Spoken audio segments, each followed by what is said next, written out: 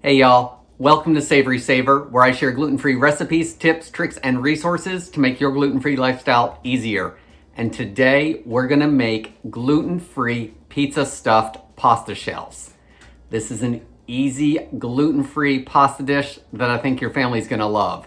It's totally customizable, so put what you like in your pizza in this recipe.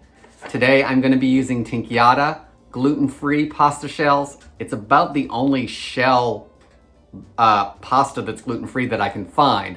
So if you know any others, please leave it in the comments below. For now, please consider hitting subscribe and let's get started. So we are over at the stove so we can make our filling for our pasta shells. And back here on this burner, I have half a box of my gluten-free pasta shells, and that's because it's just Tara and I eating it. I want to make sure we get through it and that the pasta doesn't break down too much. This is a good brand of pasta that I'm using. However, it still does break down after a while, so I want to make sure we have a few servings.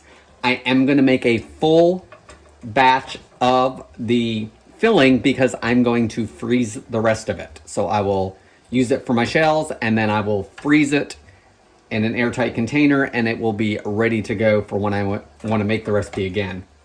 So, my pasta's over here. I actually have the burner off. What I do is I bring the pasta water to a boil, add my pasta, stir it around, let it boil for a minute or so, and then I put the lid on it, turn it off, and I let it cook until it's done. That way there, I don't end up with mushy pasta, and I don't end up with pasta that is all broken up because, as you know, gluten-free pasta likes to fall apart. So I will link to that video below if you want instructions on how to do that. Let's get this made so we can fill everything up. So to start, I'm gonna add 1 pound of ground beef to a skillet, and I wanna turn that over medium-high heat. We want to cook this through until it's browned, and we're going to drain it to make sure we get everything out of it. We don't want our shells to be soggy. So I'm going to brown this up. I did not add any oil to the pan because we're going to be adding some ingredients that I don't think it's going to need it. This is also non-stick, so it tends not to need it. I'm going to use my meat breaker upper, whatever you want to call it. I've been using this a lot lately since we've gotten it. I will link below if you want to take a look at those. It is an extra utensil to clean because I tend to always switch over to my spoon later on. But as far as breaking up the meat, it does a really good job and it's well worth, the extra utensil to wash because of how well it does. So I'll link below to that if you want to look at that.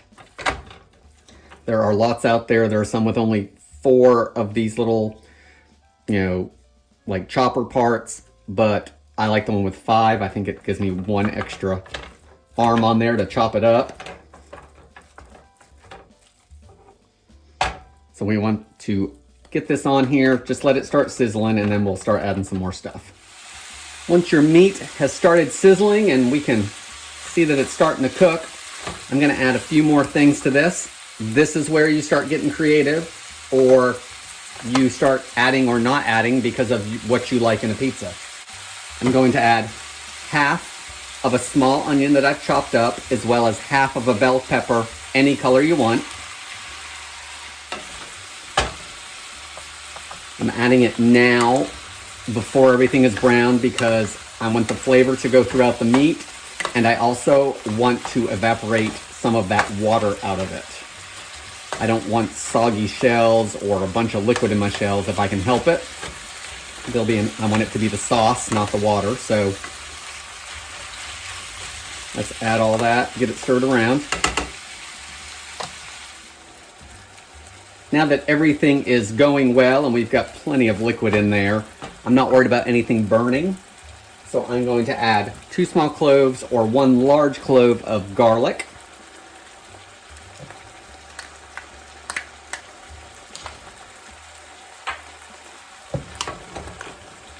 Like I said, I'm not worried about this garlic burning because there's so much moisture in here, so we're just going to add it now and let it get all that flavor out.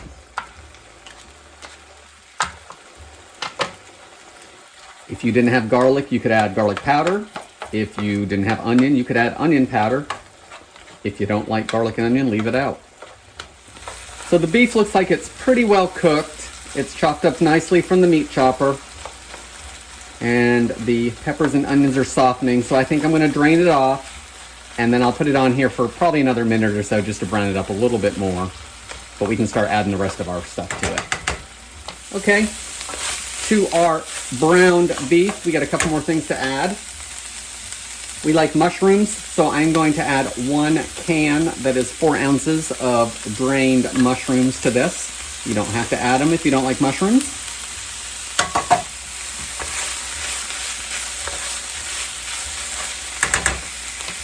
I'm also going to add about a teaspoon of oregano that's dried. That's a big pizza flavor, so we're going to add some of that.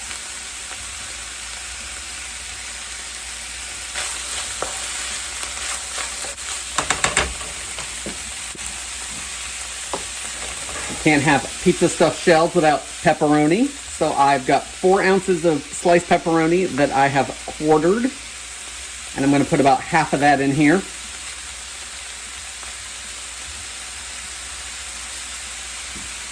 I'm also going to add 1 cup of sauce. I'm using a blend today, guys. I have some Italian sausage, pasta sauce that's open.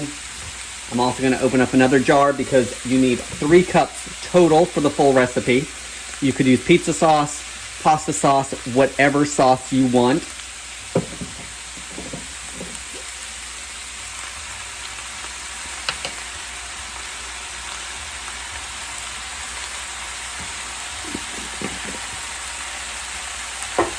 So I've got a cup of sauce in here. Give it a stir.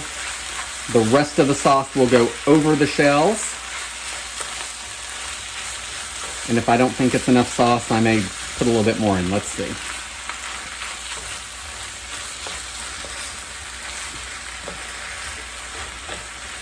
Italian sausage would be good browned up with the beef in this recipe, to do half beef and half sausage. And you could have like a meat lover's stuffed shell. I'm gonna add a little bit more sauce, I think.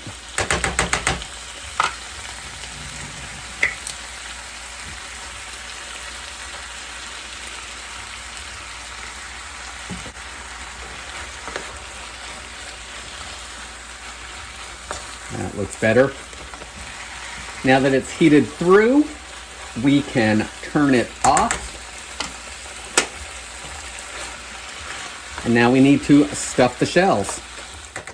So now we need to stuff our shells. If you're doing a full batch, you're gonna want a 9x13 dish, which is about 3 quarts. If you're doing half a batch like I am, you wanna use an 8x8 or 9x9. I'm gonna spray it. We don't want anything sticking. Then I want to take one of my shells and some of that filling, trying to get a little bit of everything. And we want to stuff our shells.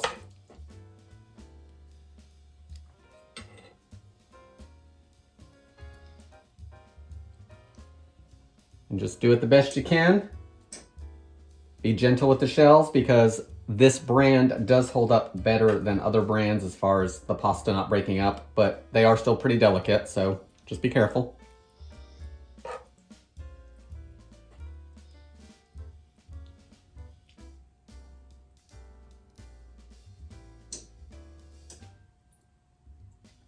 While I'm stuffing the shells, I have my oven preheating.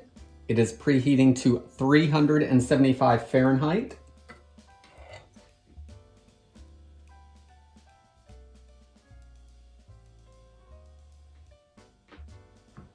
Guys, this is the last shell I have to do, and as you can see, it's ripped, but it's mostly intact, and we're gonna make it work.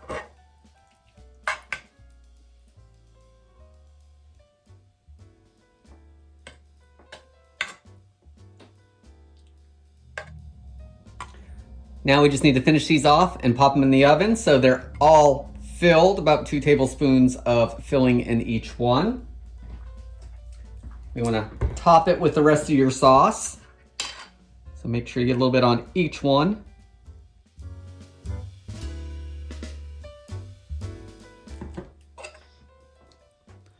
Spread it around to cover the shells. We don't want them drying out in the oven.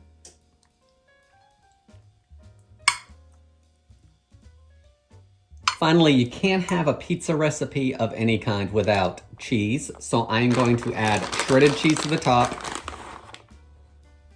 1.5 cups, 2 cups, whatever you want to add. If you like it cheesier, add more. If you like it less cheesy, then don't add as much.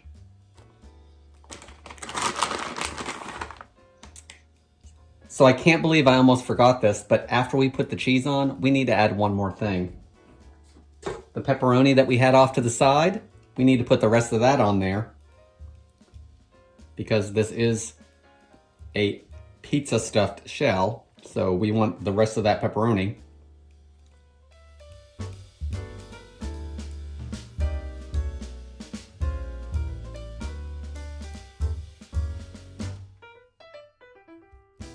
So now that your pepperoni is on here, now we can pop it into the 375 Fahrenheit oven for about 25 minutes until everything's heated through and the cheese is melted.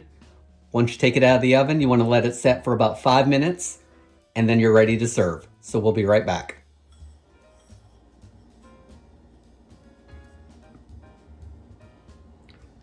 Here's our gluten-free pizza stuffed shells all ready to go.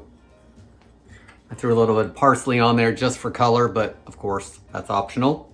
Let's give them a taste.